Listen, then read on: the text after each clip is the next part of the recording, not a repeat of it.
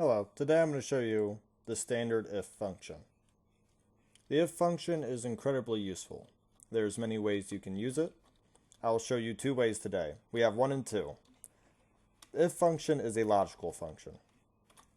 If we say if, and we want to say if d12 equals 1, we have to then type in what we want if that value is true.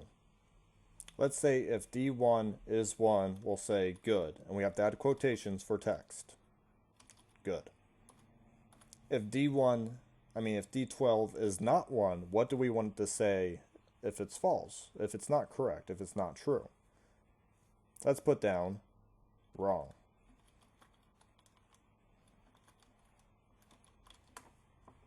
So that's good, and then if we go to the bottom here, it will say wrong. That's standard, that's basic. Let's say we go down A, B, and C here. And we want to do another form of that. If we want to say if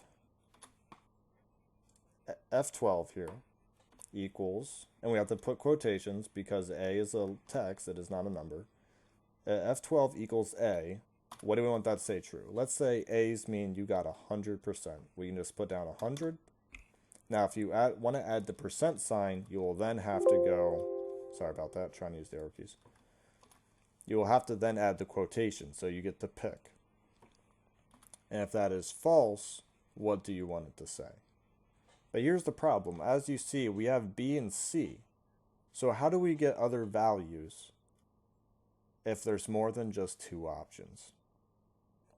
We can add what we call a nested if function. And you can go down and you can pick, you say F12 equals B. We can say that is 85, or as we should keep consistency, say 85%.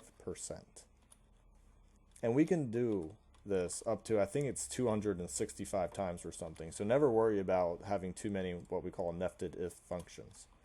And if this one equals C, that means it will equal 75. And we'll keep the percent again. And if all of these are false, what do we want it to say? What do we want it to do? If for some reason they didn't get an A, B, or C, we can just say fail. Hopefully no one would, but that's the reality.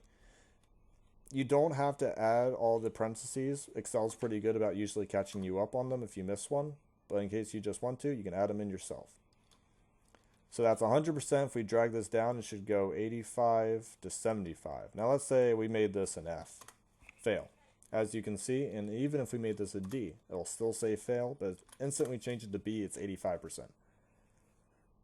In my next video, I will show you how to do the opposite of this. Let's say if someone got a 97% and you want Excel to tell you an A. That'll be in the next video. Thank you guys for watching.